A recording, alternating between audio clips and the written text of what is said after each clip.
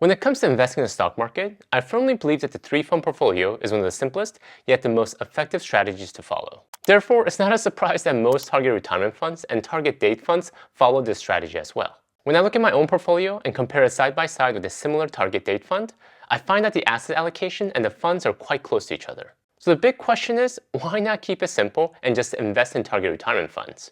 Hi, if you're new to the channel, my name is Tay from Financial Tortoise, where we learn to grow our wealth slow and steady. In today's video, we're going to deep dive into two of the most popular investment strategies: the do-it-yourself three-fund portfolio strategy and the set-it-and-forget-it target date fund strategy. They both have their strengths and weaknesses, and they appeal to different types of people. So let's take a look at which strategy might be the best for you.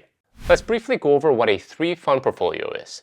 The three-fund portfolio was made popular by the Bogleheads, the self-proclaimed avid followers of Jack Bogle, the founder of Vanguard Group. They preach index funds as a sure way to build wealth and advocate for the three-fund portfolio strategy as a simple but one of the most effective ways to manage our investments. I don't know if I would go out of my way to call myself a Boglehead, but I do align myself with a lot of their principles. Jack Bogle, the father of index funds, is famous for saying, "Simplicity is the master key to financial success," and I completely agree with the statement. The three-fund portfolio that the Bogleheads so highly praise is, as the name implies, is made of three simple index funds: a total US equity, a total US bond, and a total international equity fund. A total US stock market index fund essentially holds every single stock in the US stock market. At the time of this video, there are approximately 4,000 publicly traded companies in the United States. Think of popular stocks like Apple, Google, and Amazon, as well as some lesser-known ones like Dollar Tree or M&T Bank.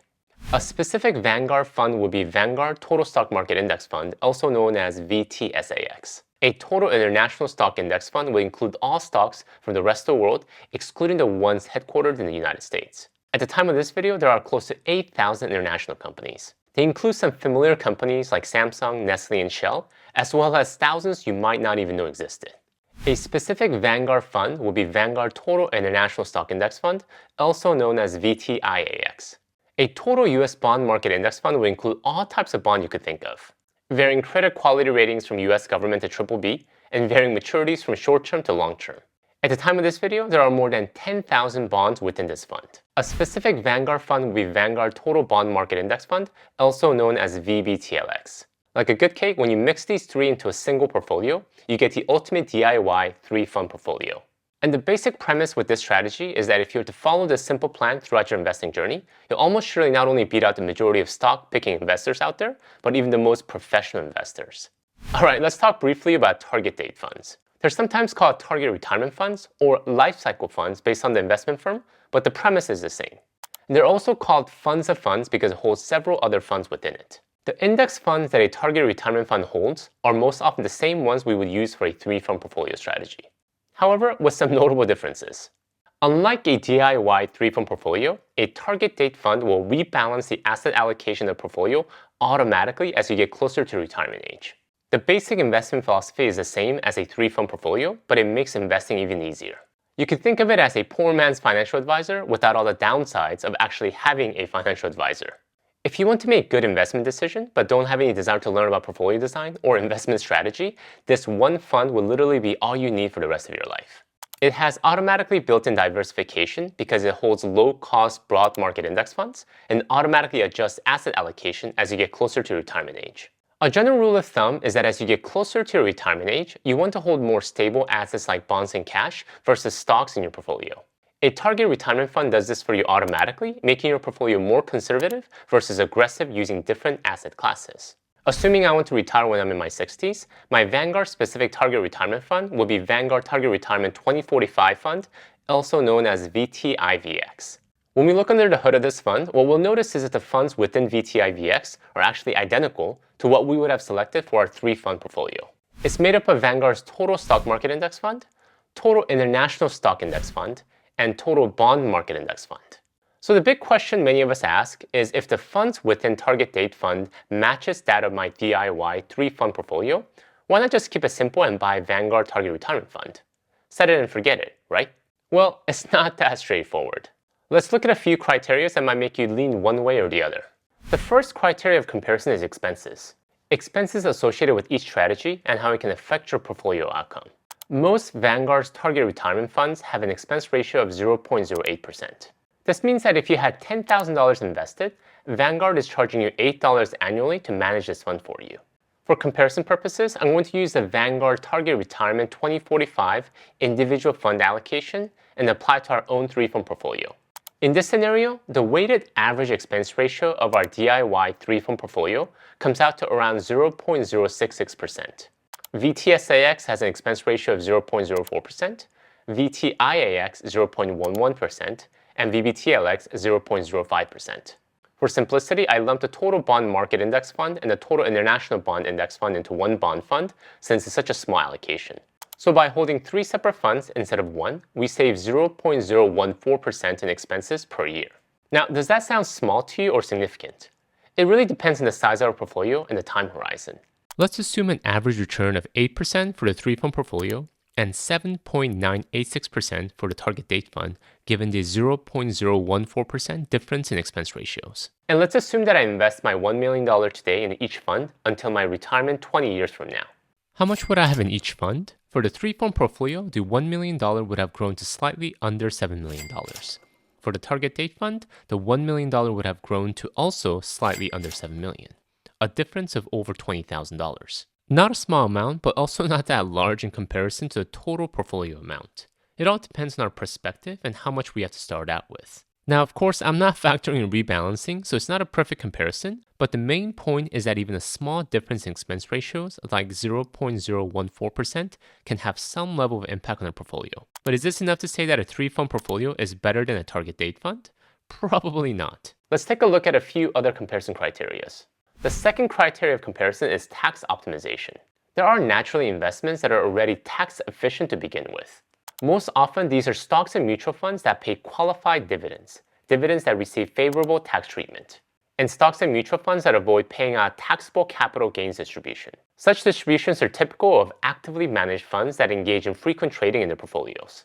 Vanguard Total Stock Market Index Fund checks the box on both of these, thus is a great example of an already tax-efficient investment. The dividends it pays are modest and mostly qualified, and because trading in the fund is so rare, so too are taxable gains distribution.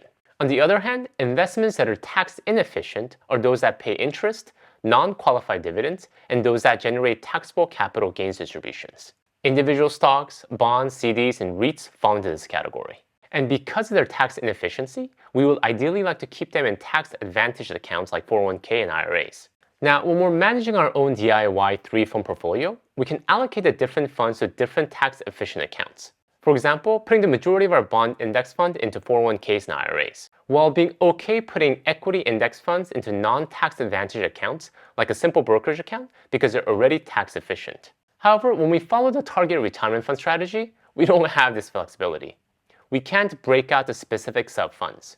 Everything goes into a tax-advantaged account or a non-tax advantaged account equally. The scale of the impact is dependent upon the size of our portfolio and time horizon, but the bottom line is that when we manage our own investments, it allows for tax optimization, customization.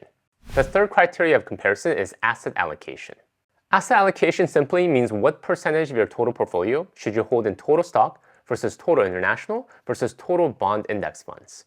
And this is a crucial component to your investments because based on your life stage, the allocation you decide will have a tremendous impact on your potential returns and ability to retire.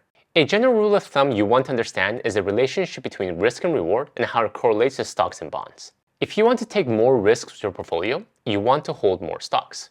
If you want to take less risk, you want to hold more bonds. But when you take less risk, there are also less reward, meaning potential for high returns. Take a look at the chart here I borrowed from Boglehead's Guide to Investing.